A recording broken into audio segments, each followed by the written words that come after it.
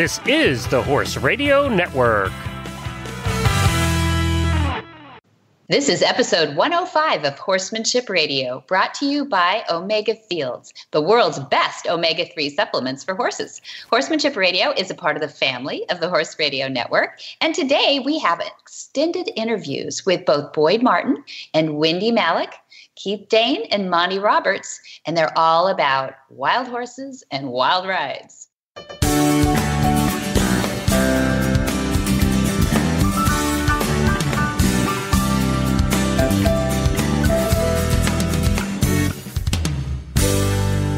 This is Debbie Laux, and you're listening to the Horsemanship Radio. Thanks for joining us. Horsemanship Radio airs on the 1st and the 15th of the month, and I have my trusty producer, Jen, with me today. Hi, Jen. Oh, it's nice to know I'm trusty. You are trustable, trusty. You're the only one who can push the buttons, too, so I'm really glad to have you on. That's only because you don't have buttons. If you had buttons, I would absolutely trust you to push them. No, you would not. I could push the nuclear button. I don't know what it is. So glad to have you on today. How are you? I'm doing very well, thank you. As we record, Ocala, Florida is creeping carefully out of winter towards springtime. So I'm very excited to not have to wear a long sleeve shirt. Oh, shut up. It's that cold, huh? A long sleeve shirt. It's that cold. Oh, we're such wimps. I know you've gone wimp. But you're heading to PA. You're heading to Philadelphia, I think, for ADA. You're going to get cold again. Yes, as we record, we are fixing to go up to the American Equestrian Trade Association trade show in Philadelphia, which happens twice a year. And that's where manufacturers, distributors, and retailers in the tack business all get together and show each other what's going to be coming up, new products, place orders for products, talk about things, and we get to see a lot of our sponsors while we're there. So it's great fun for us. Yeah, that does sound like fun. You get to see all the latest gadgets and gadgets. Yes, and that's always our favorite part, is trying to find new and unique things and services. And what we do there is we get together with familiar faces and new faces, and we record a show, and we put that out on Monday morning. So you get to hear all about what's going on behind the scenes at ADA, because it is not open to the public. You have to be in the trade, as they say, to go. So the Horses in the Morning show, which is where we put that, it's the only way that the public gets to see behind the veil. Mm-hmm. Are they like cell phone phobic, or do they let you take a cell phone around there, or do you do anything live? We will do a couple of Facebook lives because they're fun. Okay. The internet inside the building is tricky at best. So what we do now is we record the show and then put it on the feed. We used to do the show live. We'd set up the whole schmagega in there, all the computers and all the microphones and the big setup. But it was really problematic for the technology. So now we just pre-record it, and some of the interviews we do on phones. Sometimes they'll come over and sit down in front of the microphone. We've been going twice a year, every year for 8-9 years now in a row. So they're kind of used to seeing us now. You're familiar now, huh? Yes. That's good. I guess that's good. I don't know. That's good. So what's happening with your horses these days? What's going on in the horse world with you? Well, what's going on in the horse world? I had an interesting epiphany today with Scooter. One of the interviews we just recorded for a future upcoming show, teaser, no spoilers. Okay. The guest talks about asking the horse to do things he doesn't like to do. Okay. About consequences. And that you have to be able to say no to your horse. Well, Scooter was particularly distracted today. Scooter is Glenn's Hackney pony, who is naughty on most days. It's just his nature. He's a pony. He's a pony. He's all pony. And he was having a difficult time focusing and standing still for the farrier today. There was a lot going on in the barn. Okay. And when Scooter gets distracted or stressed, he moves around, he paws, and he bites. Yeah. He's a big biter. He was really bad when we got him. So the farrier was struggling a bit, trying to get him to be still, because he just is one of those ponies. He'll just jump up and he'll stand on one leg. Yeah. Why? So she got finished with his foot, and I said, well, let me move him around. So I just took him out and I walked him up and down the aisleway a couple of times. And he didn't really want to walk up and down the aisleway. He wanted to go over and sniff around and play with the construction materials, which were in the aisleway. He wanted to play in that. He wanted to stomp on it and chew on it and push it around. And he wasn't allowed to do that. He had to go for a walk. And he got a little bit better. He was better on the next foot, but not really good. So the next foot, she puts it down. She's done. I said, well, let me take him and move him around again. And this time, I did the dually dance, as you call it, with him. Did you have the dually on him? I didn't. It was on the other side of the barn, and I couldn't get there. But it had the same effect. Hard to do the dually dance. Okay. It had a similar effect in that I backed him up, I brought him forward, and I also made him move sideways, left and right, back, forward, left, right, round and round and round. I did that for about 3 minutes, and I kind of hustled him a little bit. I insisted that you move your feet right now. And he is very, very into pressure, that pony.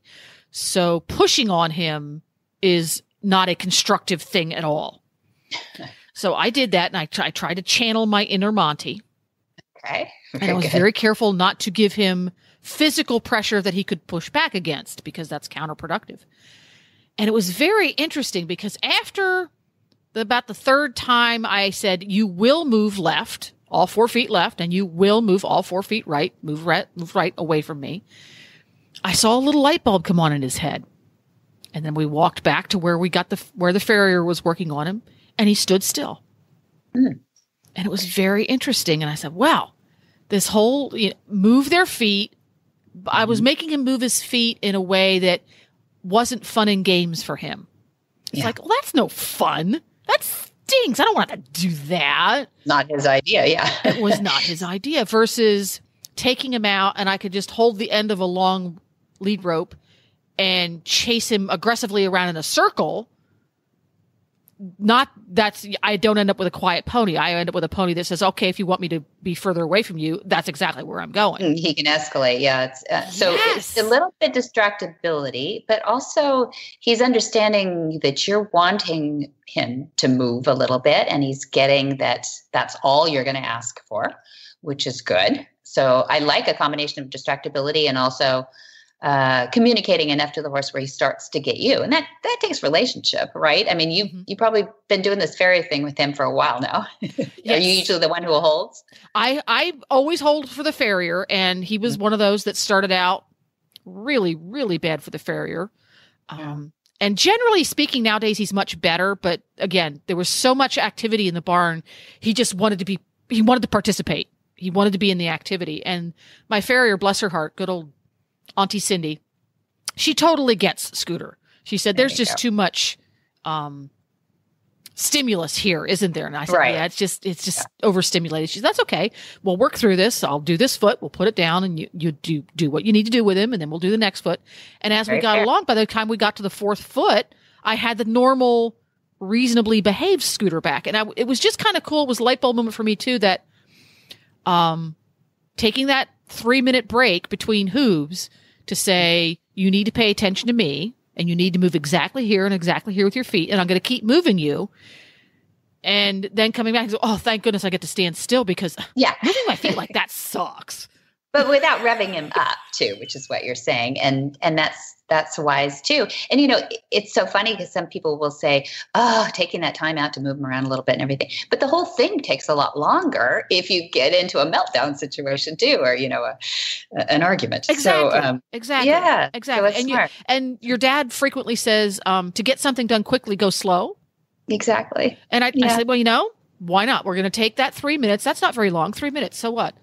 And it paid dividends. And I'm very excited now.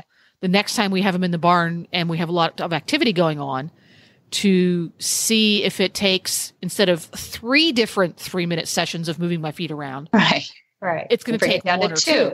And I'm really excited about it now. So I'm proud of you. I'm kind of excited to see if my pony's naughty again. Yeah, that's right. We're looking forward to that. No, that's fantastic. And they're smart, so you're playing into their intelligence, which is smart. You understand it. You're helping him, and you're building that relationship so that he gets you and you get him too. So, hey, really awesome. Neat. Yeah. Really awesome. Yeah. Amps up the fun factor as 1,000%. Absolutely, as Jamie would say. That's true. And fun for them too. So good for you. I mean, if they have to put up with their feed, gosh, then we might as well give them something to think about or to do. So, and I'm sure your farrier loves you a lot for thinking it through too. It's hard to keep good farriers. So you want to see that. She's a lovely horsewoman. She is genuinely empathetic to the horse's needs. Absolutely. Well, good.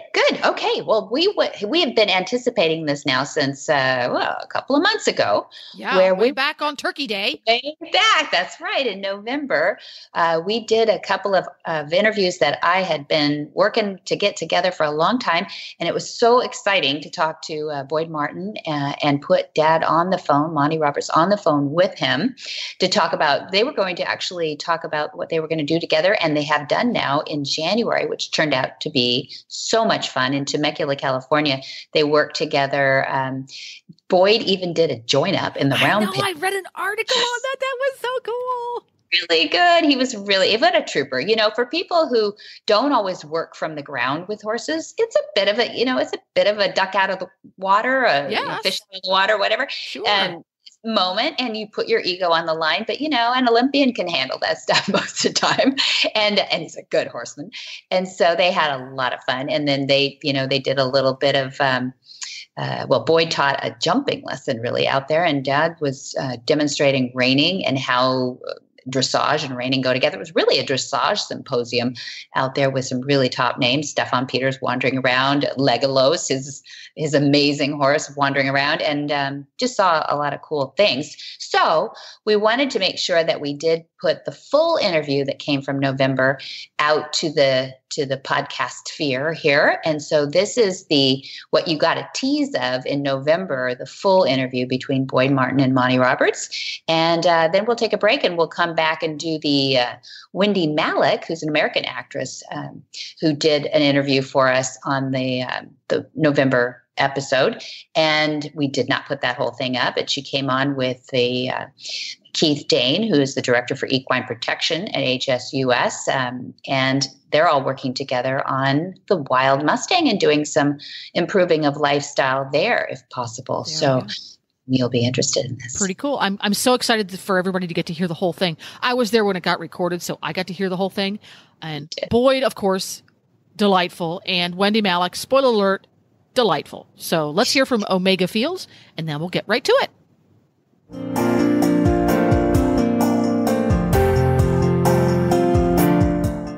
Your horse is your partner in sport, in leisure, and just in life.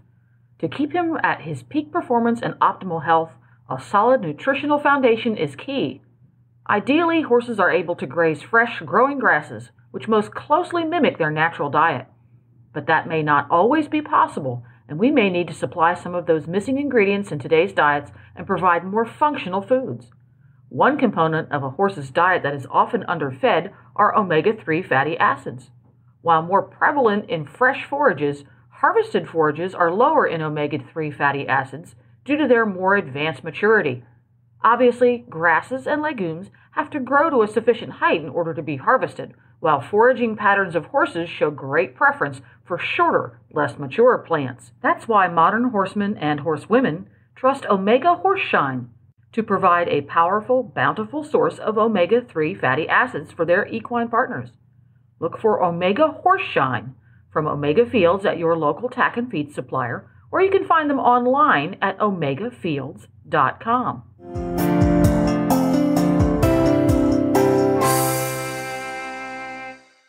Boyd Martin is a top U.S. eventing team member, the top U.S. finisher at 2 World Equestrian Games, and a member of the 2012 and 2016 U.S. Olympic eventing teams. And Monty Roberts recently was named by Horse and Hound magazine's 50 all-time greatest horsemen. And Boyd Martin and Monty share their goals for 2018. Listen in. How are you, Monty? I'm good. How are you? Very good, very good. I'm a bit starstruck. I've been a member in the crowd at a number of your clinics over the years, so it's amazing to be actually talking to you. Well, thank you very much. I'm having a good time here. They're working me hard, but I love it. What have you got going on? Monty, it's very quiet. We're at the end of our eventing season, so we're regrouping and reloading and getting all fired up for next year's eventing season. So the winter season starts down in Florida for us in January. So at the November and December, I'm off to Japan next week to teach a clinic over there, and then talking at the eventing convention in California, and then I better get back and ride some horses. So. Oh, that's great. That's super. What about yourself? Where are you at the moment? Well, I'm in Bremen, Germany, up at the top of Germany, and I just completed a tour in Germany, and before that, a tour of England. And I actually had a lot of eventers on my list of people to meet while I was in England. And fantastic. Yeah, kamikazes, I call them. And but it's just been fantastic, and I have to say, Debbie's asking me to talk about what's on my mind with horses. I don't know if you know it, Debbie, but we just had a granddaughter of Quebrada sell for in Keeneland for the Jacobs family. Did you know that? No, I didn't. This is news. You did? Well, yeah, I bought Quebrada many years ago, and I got a lot of criticism by the German people because she was too light-boned and stuff like that. But she was the champion 2-year-old filly here, and then she became the champion 3-year-old filly and classic winner here in Germany. And then they began to breed her, and she raised some pretty good babies. And she just had a granddaughter, that is to say, her daughter produced one. So it's the same family. Just brought $3.6 million in Lexington at public auction. So I'm back on the high list. I hope you're ringing your German mates and just reminding them of their comments, Monty. Yeah, I tell you, it was something. And I started a half sister to her today. Put the first rider on today, and it's so gratifying to have these things happening.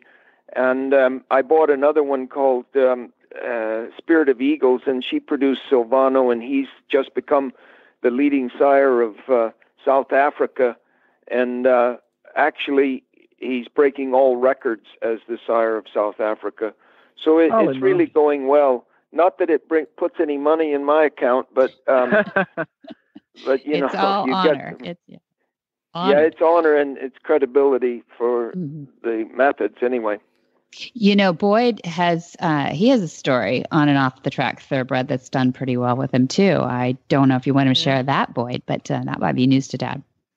Yeah, well, I've got two actually. I'm the horse I rode at the Rio Olympics last year has got a fantastic story, Monty. It's a beautiful American thoroughbred bred in Kentucky, and was a terrible racehorse, and it ended up in one of those thoroughbred adoption programs. And a rider out in California found it and redirected its career and got it started, and then I stumbled across it and got a group to buy the horse, and it ended up at the Rio Olympics, and so it really opened a lot of doors and a lot of interest to the American thoroughbred owners or breeders and lovers basically. And I'm off to Japan actually next week, thanks to Godolphin, who saw the story, and he wants to see that a lot of the thoroughbreds in Japan have a second career once they're finished up with racing. So I've got a bit of a mission to go over there to Japan and try and educate some of the Japanese riders of how to potentially pick a slower or retired racehorse and give him a second career in life over there in Japan. So that's that's super. That's where I'm heading. Yeah, so that's super, Boyd. Good.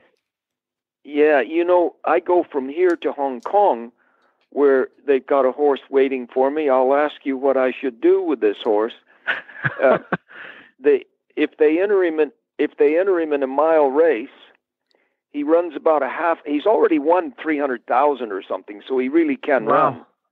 But the last 3 or 4 races, he runs about a half a mile and then just stops. Oh my gosh. Just stops dead? He just stops and he waits there, and as the others are finishing the race, then he runs like hell and crosses the line and everything. I've seen videos of it, and he's flying at the end. Oh my gosh.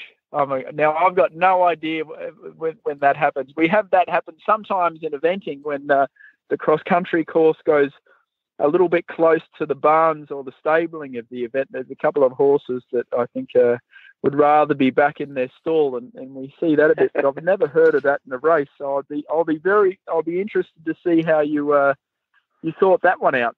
Well, I'm listening.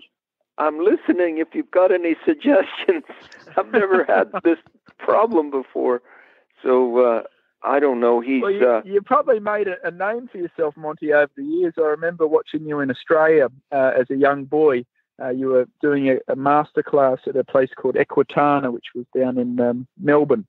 And, you were doing a demonstration of racehorses that struggled going into the starting gates, and you put a blanket over them and made them feel a lot more relaxed. So I'm sure a lot of the racing enthusiasts probably look to you for all sorts of fixes for their racehorses that come up short in one small department. Yeah, well, it's actually true, but they think I have a magic wand or something. I don't know what to do with this horse. I don't know. We'll do a follow-up story on that one, I think. What were you going to say? Yeah. I've got some work to do with him, but I've got some thoughts on it, but they've given me 4 days to get it fixed. Holy moly, talk about pressure. Talk about pressure.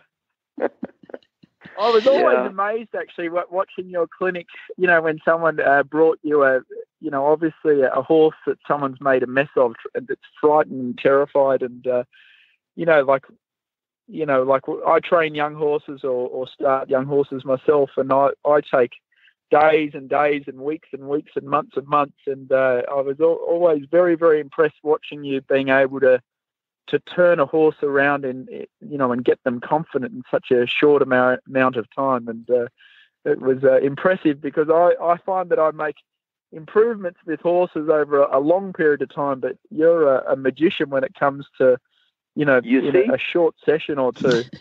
It's pretty impressive. You use the word magician, you see, and now I'm all messed up because I've got to provide magic every time I go somewhere. I had a horse the other night, Boyd, in Berlin, and it was pouring down with icy rain, and they had come that day riding 20 miles from home because for 4 years they haven't been able to load it on a trailer.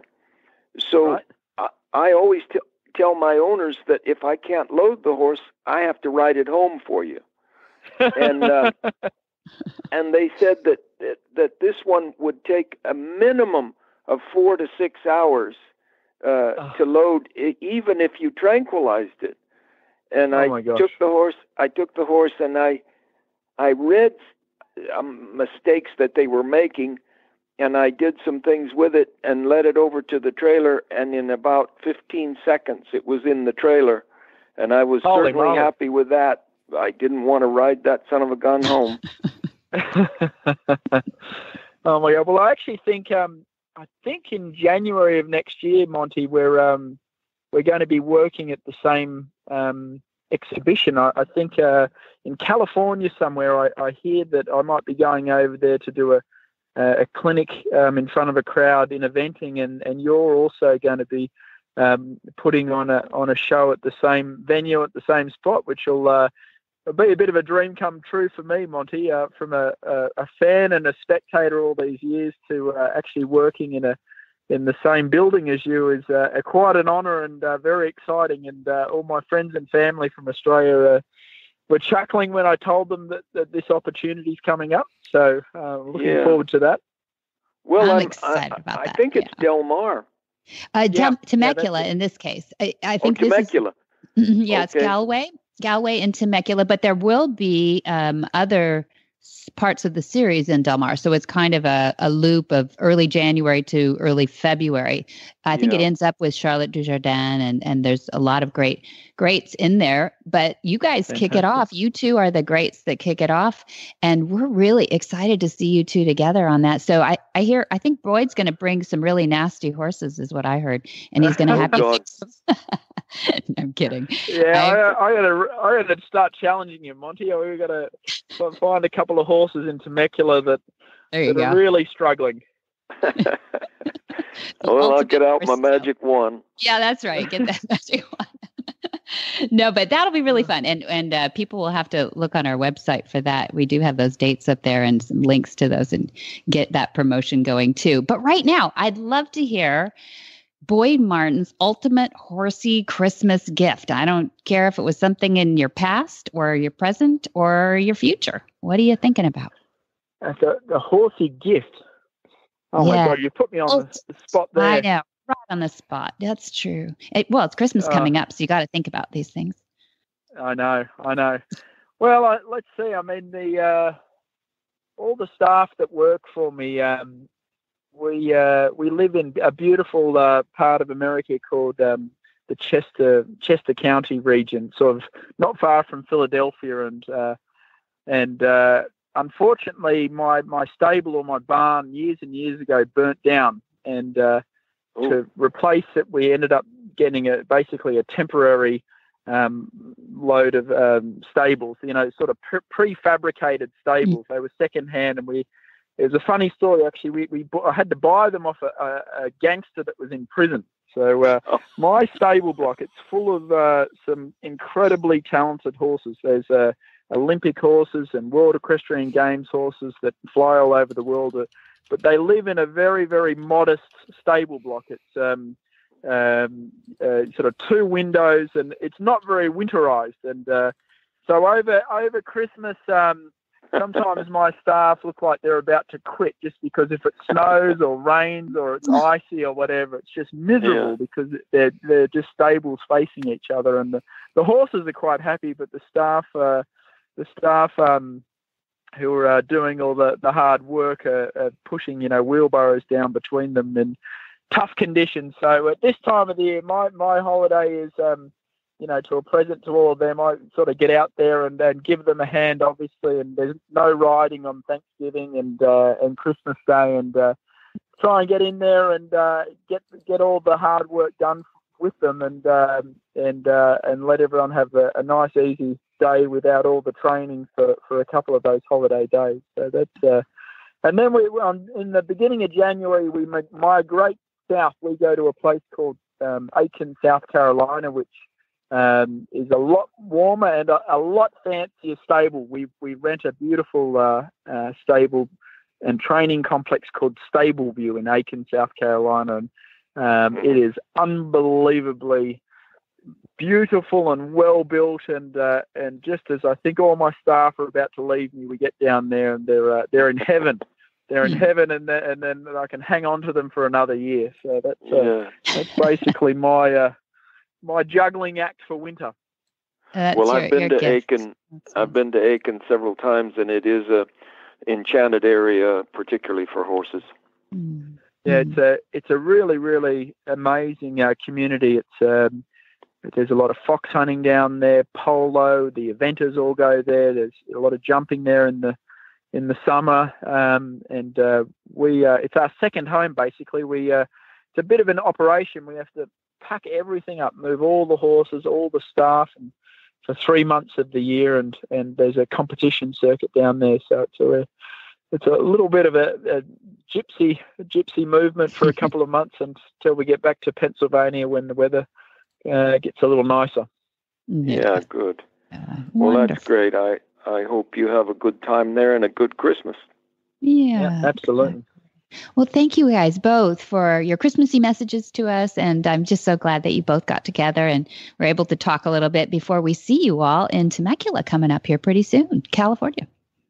Super. I think the 6th of January, something like that. That's right. That's right. Well, good luck with that horse in Hong Kong, Monty. I'll be... It's the Debbie will first have thing to let I'm you going know. to be asking you about when I see you in California. Yeah, that's right. You came up with the magic wand.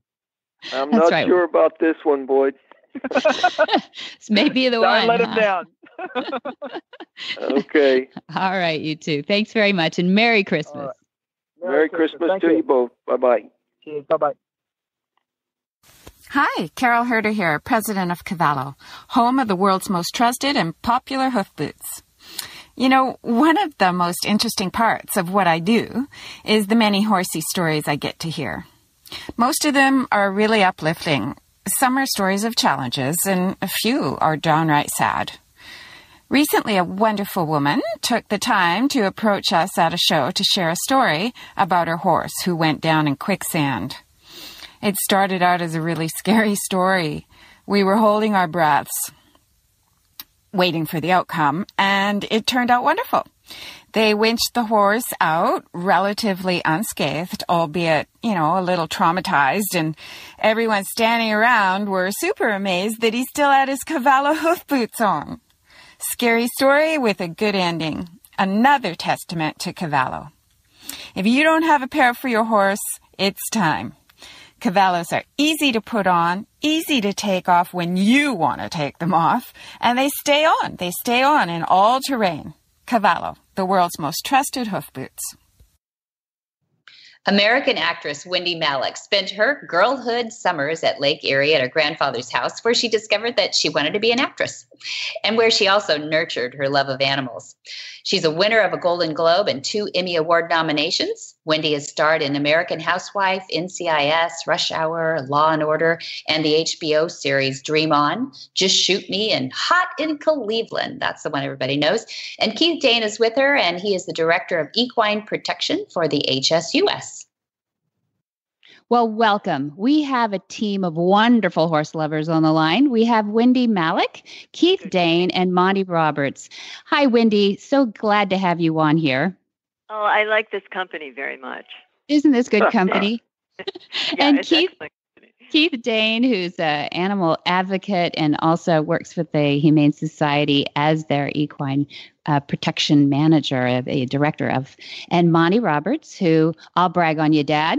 You were named one of the top 50 horsemen of all time this last year in the Horse and Hound magazine, and a regular on your own podcast here called Horsemanship Radio.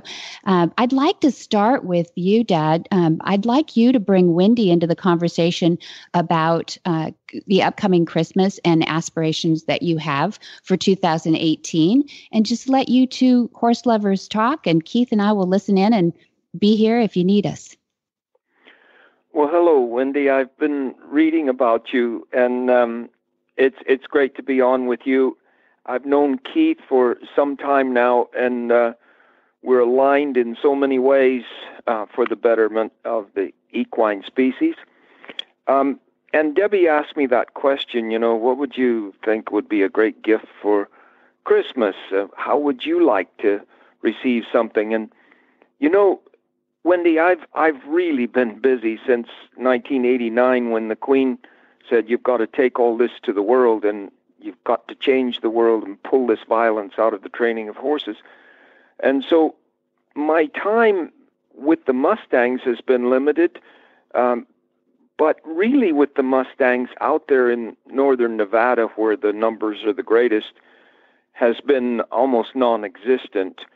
And if someone walked up to me and said, look, I'm going to give you some time off, I don't know how you do that, but you write a certificate, I guess. I'm going to give you some time off, and I'm going to send you up to the Elko area, maybe out to Duckwater or one of those places where you've been before, where the wild horses, the Mustangs, run out there in herds of 20 and 30, and just let you ride around and sleep in a sleeping bag and get to know them again on their level.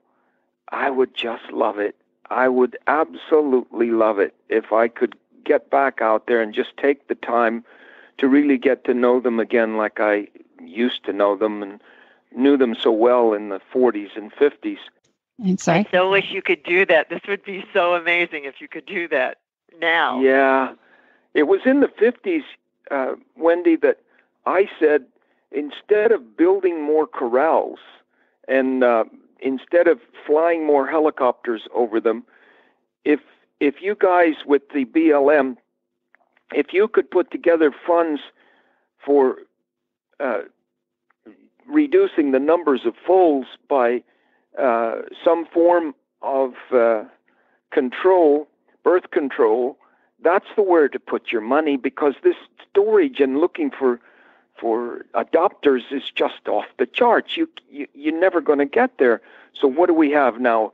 43,000 or something of them, some stupid number like that, hanging out in these corrals and actually being born in the corrals. Yeah. It's just dreadful. It's not intelligent horsemanship or intelligent business of any kind. No, I absolutely agree with you, and you took the words right out of my mouth. It is something where I was unaware of the wild horse population until about 10 years ago, and Deanne Stillman, who wrote the wonderful book Mustang, brought it to me and said, there's a character in here, Wild Horse Annie, that I want you to look at. I think this would make a great movie. And I was stunned by what this woman had achieved, and the fact that we had these wild horses at liberty in our western states, and so few people realize that they're still out there and that they have earned a place on our lands. And now they are systematically being removed. And as you know, and you just said, those pens are like concentration camps, and these once beautiful wild animals that ran free and were healthy and could be sustained and can be controlled in terms of population with PZP and various things. It's a waste of money, and it's a crime to see these magnificent animals taken out of their earned homeland. And but it all comes down to money, and we need to really educate people about how important and valuable they are to our whole Western psyche. It's so much a part of where we all come from, and we adopted 2 of those Mustangs 7 years ago from Netta DeMaio at Return to Freedom, the sanctuary. And they came from the Chalice herd, and they are 2 of the most remarkable creatures I have ever lived with. We've had horses here. I live in the Santa Monica Mountains for the last 22 years. But these 2 wild ones are a whole other animal. They are so curious and so eager and so just want to hang with you. I mean, they're really quite amazing creatures, and they have enhanced my life so much being around them. Well, we're kinfolk in that area because I just love them to death, and they have something about them that is so unique when compared with the domestic horses, as you suggest. And, in Australia right now, they're controlling the numbers. You know how they do it? With darts? No. They keep the... They machine gun them from helicopters and let them lie dead in the desert. And there are many people in the United States that feel that's where we're headed in our country, too. And it's just diabolical to think that we would treat these animals this way. And Australia just stood by and let it happen until they were damaging with overpopulation to the extent that when they suggested just flying over them and machine gunning them, it passed and they did it. Jesus. Mm-hmm. Oh, this is when I'm embarrassed to be a human being. Yeah. I know. I'm sorry, but I'm so glad you 2 exist, because without your voices and your influence, we wouldn't really be able to go in a direction. People feel pretty helpless that way. But you do have some things coming on with this darting and some birth control. I know it's expensive, but as opposed to what does it cost to maintain those? Keeping them keeping them in the holding facilities is costing the taxpayers a lot of money, and it's unnecessary. Exactly. And Keith can probably weigh in now about, there is hope, and thankfully the Senate in their appropriations bill. Keith, do you want to talk about that for a second? Because we were really feeling so discouraged that they were going to actually shoot a lot of the animals or give them to to get them to kill buyers, because they just said they can't handle it anymore. Yeah. Yes, well, this is an issue of what's sustainable. It's not sustainable to let horses continue to breed out in the western states and remove them, whatever you're going to do with them, remove them to sell them, remove them to adopt them out, or remove them and put them in long-term holding. It's not sustainable because the horses will continue to reproduce. It's just a simple equation of biology. So for years, the Humane Society of the U.S. and others have been urging the Bureau of Land Management to manage the population humanely on the range through the use of immunocontraception. There is a drug, there are several drugs out there, but there's one that's highly effective known as PZP that can prevent the mares from getting pregnant. It lasts up to 2 years. The issue is that you have to treat them every 2 years, and BLM has not been willing to use its budget to do that. But Congress has in the past mandated that they use a certain percentage of their budget for this management, population management means, and they've failed to do that. And so now they've got what they consider a crisis. It's really a self-imposed crisis in that there are way too many horses being held. There are more horses being bred out on the range, and they don't know what to do with them all. And there have been those who advocate for going out and killing them, as Monty suggested, which of course is horrible and totally unacceptable. So we continue to press the Bureau of Land Management to make greater use of immunocontraception. I think the public is going to demand it. It's really the only sustainable solution in the long term. And we certainly have friends and advocates in Congress who are willing to keep going to bat for the horses. But, these horses don't make anyone any money. There are other uses for this land where people are making money, whether it's ranchers or mining interests or even hunters that take, pack trips out to hunt wildlife.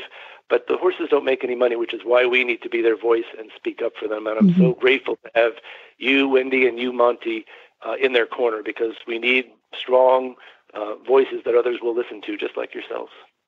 I wonder, too, about people, like what Madeline Pickens did, and I know some of it's been controversial, but when people are talking about, there are a few things more stunningly beautiful and enchanting than seeing horses running wild on our public lands. And if there were ways that people could somehow marry that to ecotourism, where people could get out among them. I mean, Monty, you were talking about sleeping out in a sleeping bag, which I know you would do.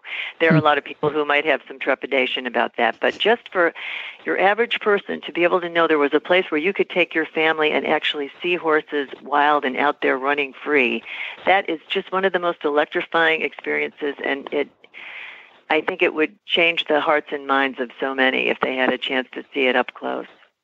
It's so true, Wendie. And, I was up there, the last time I was up there was about 20 years ago, maybe 18.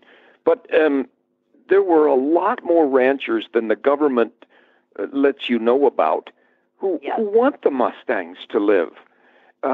They say the ranchers all have to get rid of them because they're taking the feed from the cattle and stuff, and the hunters want to get rid of them, and they paint everybody with the same brush. But there's ranchers out there that love these Mustangs, and they would like a controllable number on their properties just because they love them. And we don't give those people credit enough. We just have to come up with some kind of a system whereby the ranchers can count on a limited number of horses, which doesn't have to be minute, but ought to be certainly controllable. And but sustainable, sustainable, but not too much. And that's a fine, that's an interesting balance. But what you're talking about seems to be the problem that we have in every area right now. It's not us and them. It really is a place where do we come together and where can we find a solution that is fair to both sides and that is humane, but is also sane and sustainable.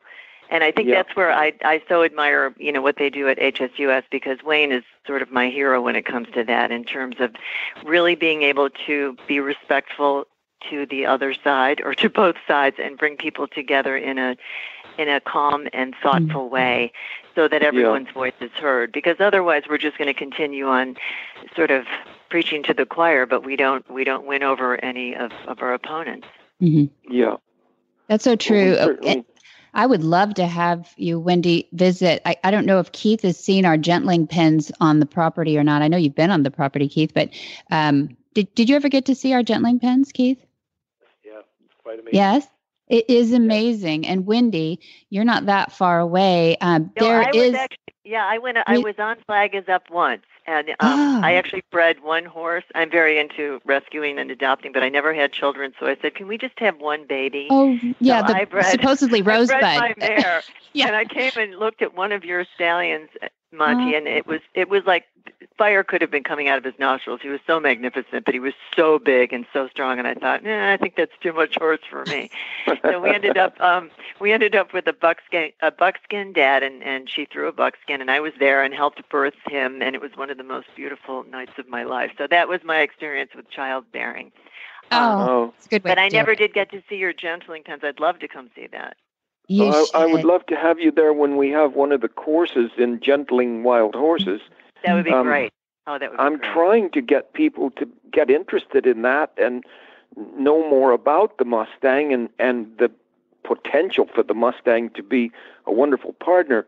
But the courses are hard to fill, Wendie, because, I don't know, people just don't know the value of our Mustangs, and I think we fell short in educating the people as to their wonders. Well, maybe we need to do a little film about that because, between Netta and her horses, she's got some wonderful babies that are born there with pregnant mares that she's taken on. And, if you've got some there, I'm sure we can figure out a way to maybe get this out there so more people see just how amazing these creatures are. I think they were 1.5 when we rescued our 2. Well, in that regard, we have miles of footage of what we've already done there that could be rolled into, a production whereby we try to educate the people as to the value of the Mustang. So that footage is there for anybody to use in any way they can to improve the life of these horses. Yeah, that would be good. We should talk further about that. Oh, we've got a project. Good.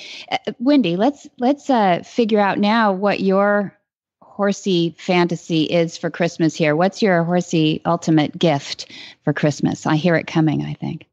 Well, it's very much along the lines of what Monty was talking about. I got to see them in the wild, and then I went to one of the roundups as a witness years ago with actually someone from the SPCA and someone from the Humane Society, and they wouldn't let us get too close, but we were able to see what happens in a helicopter roundup, and it just broke my heart. You look at these magnificent animals that were all so healthy, and the added, benefit of them being in the wild, which I'd never thought of, but someone explained, because of the way they forage, they actually keep the brush down. So in many ways, they can help prevent forest fires, and they tend to poop around trees, which is really good for the trees and helps fertilize them. And I mean, there is a real positive effect of having wild horses on our lands.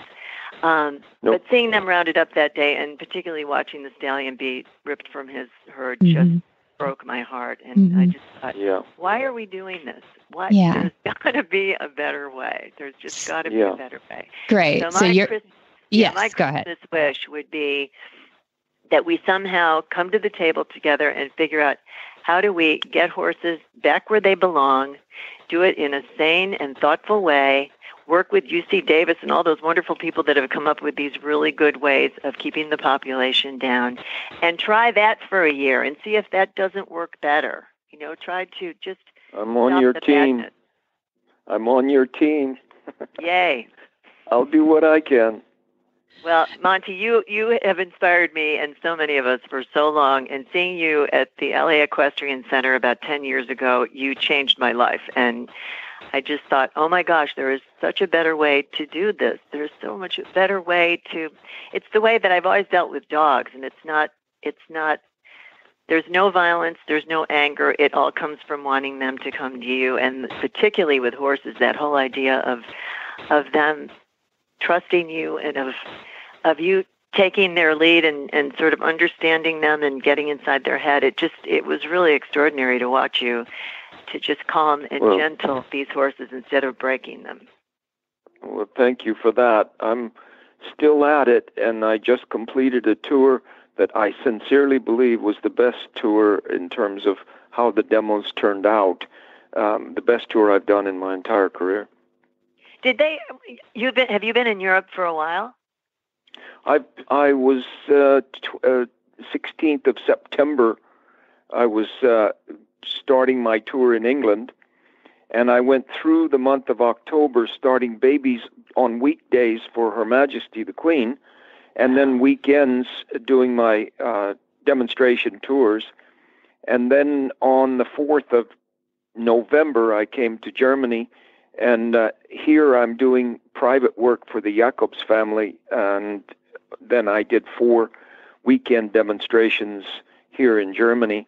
And I go straight down to Frankfurt now on the 4th of December and off to Hong Kong. Wow. And got some work to do in Hong Kong. You got some serious mileage going for you, don't you? Yeah. Your kids can fly free for a long time. So I'm curious to know, did you meet with any resistance with your way of working? Were there people who were somewhat on the fence about whether or not to go with your way of training? Wendie, listen to this one. Listen, you jerk. You ought to be killed. I think I can shoot you right through that round pen. You know, you're making a mockery of every good horseman that ever lived. And you can say I'm wrong, but you can't say my daddy was wrong. Yeah. And he was the greatest horseman that ever lived. And I whooped on my kids, and it didn't hurt them either. Mm. Oh. My life was threatened at least once a week from the time my first book came out. And you know something about that, having grown up with a very tough dad. I remember reading about you. 72 broken bones. Old cowboy head, yeah. Mm-hmm. Yeah. Yeah. Yeah. But he's broken that. Not like the horses. Yeah. Yeah. It's a lot better. It's a lot better. I've broken the cycle. I certainly have. That's right. But the world is better. Mm-hmm. And this lady called Queen Elizabeth II has been so influential. The world just doesn't know. Yeah. Sorry? She's been a champion of yours. She has, and the world just simply doesn't know how much she's done to be an influence for good. But I'm working right now to try to get improvement in that category. Good. Good. Wonderful. Well, thank you guys. I so appreciate we've got this, 3 continents we're representing here. We've got Keith out in Hawaii. We've got Wendie here in the Los Angeles area, and Dad all the way in Bremen, Germany. That's about as cold a corner as you can find in Germany, too. I appreciate you guys taking out the time. It's almost Christmas, and we're real excited to put this out for our Radiothon and win people a bunch of Christmas gifts and presents. But mostly, I think we've done a lot of good for horses in this conversation. And I think I hear a couple of projects coming out of it that could be really exciting for 2018. Well, I hope so. Wendie, it's good to meet you this way. I want to see you on Flag Is Up, and we'll get together on that. But Keith, keep working on it, man, and I'm on your team. Thank you, Monty. And I'm very grateful to be on the same team with you guys too. And Monty, I would love to follow up with you whenever you're back in this country. Whisper the language of the herd. Listen, you don't have to say a word. It's time for Jamie Jennings to fetch an email from Monty Roberts' inbox and share a morsel of Monty's wisdom in a little segment we like to call Ask Monty. Leave this world a better place than mine. The magic in the language of the herd. Dear Monty, a lot of people in dressage believe in the need for stretching exercises for their horses in order to improve the collection of the horse. Does the Western performance horse need this? Monty's answer. If dressage horses need pre-session stretching to an extent of an 8 out of perfect 10, then Western horses need pre-session stretching at a 9.9 out of a perfect 10. It is my belief that a flexible and well-aligned cutting or reining horse is far better prepared to give you a top performance than one without those advantages. The Western horses here at Flag Is Up Farms go through an extensive daily stretching regime. Philip Rawls, who trains our Western horses, is a qualified equine physiotherapist and, like his father Ron Rawls, has been a leader in this practice. Too many of us tend to allow our minds to travel differently if we think flat, saddle, or Western. Our horses have little idea of what style saddle goes on their backs, and their physiological needs are just as important no matter what the discipline. In our operation, I recommend the use of food to induce horses to execute the stretching procedures appropriate. I do not, however, recommend offering these tidbits from the human hand. Bits of carrot provide a palatable inducement. It is my recommendation that the horseman place the piece of carrot on a small hook that is fixed to the end of a stick about 3 feet, 1 meter long. Very little time is required to educate the horse to the point where he can reach some weird places as to put a small bit of carrot from its hook. My horse, Nick, will crane his neck all the way to an area near either of his stifles for a bit of carrot. He will also drop his head and place it between his knees, reaching near halfway to his hocks in order to get his treats. Stretching the show jumper, the dressage horse, and the western horse is likely to prevent injuries and at the same time produce an anatomy that's more flexible. Obviously, the flexible anatomy is far more capable of athletic performance than the non-flexible one. For more of these insights into good horsemanship, go to www.montyroberts.com and click on the orange banner that says Get Free Horse Tips. Hi, I'm Monty Roberts, and I'm dedicated to training horses without pain. You can learn to do it too on my Equus Online University. Western, English, the beginner, or the advanced rider. It doesn't matter. You can connect with other students online too, on our forum, and there's a new lesson every week. It's a lifetime of learning for you on my Equus Online University at montyroberts.com. What in the wide, wide world of sports is going on here?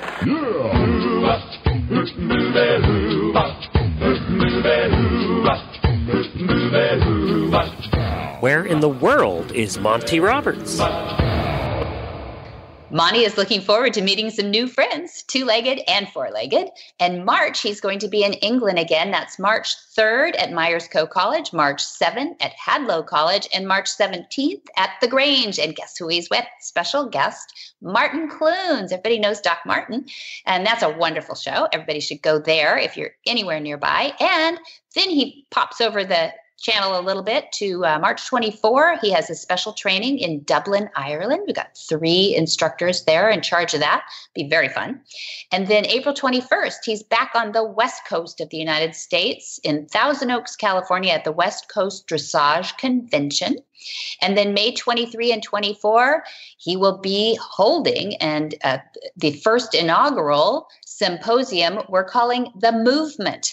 And it has all kinds of speakers. You look up information there, and the Certified Instructors Meetup. And that's all in California. Then May 25 to 27, he has a Horse Sense and Healing going on in California, USA. And then July 23 through the 3rd of August is another Gentling Wild Horses course at Flag Gazette Farms. And then August 6th through 10, 2018, Monty's special training. It's 5 days at Flag Gazette Farms in California. Dun, dun, dun. And if you did not commit all of that to memory, you can find all of that and much more at the website, montyroberts.com. Or you can give the folks over there at Flag Is Up Farms a holler on the phone. The phone number is 805-688-6288. And for details about today's show, go to horsemanshipradio.com, where you're going to find links, photos, and more information about our guests. And we love your feedback. We want to hear about what you think about the show. Guests you think we should have, topics you think we should cover, or just congratulatory pats on the back. We like that too. We'll take them. You can find Monty Roberts on Facebook. Just type in Monty Roberts. Look for the one with the little blue check mark. That's the official page. Or you can follow Monty Roberts on Twitter. It's Monty_Roberts. How about that? Mm-hmm. And Twitter. That's good. Don't forget, you don't want to miss any shows. So download the app for your phone. If you have an Android or an iPhone, doesn't matter. Go to your app store, search Horse Radio Network, hit the download button. It's quick, it's free, and it's easy. And that way you can have all the shows with you wherever you go. Yeah, subscribe to it. It's easier. Then it just shows up in your feed. So it's great. And many thanks to our sponsors, too. We've got Cavallo, Horse and Rider, my title sponsor, Omega Fields, and MontyRobertsUniversity.com. And be sure to visit all the other great shows, too, on the Horse Radio Network at www.horseradionetwork.com. horseradionetwork.com. Until next time, have many happy horse hours.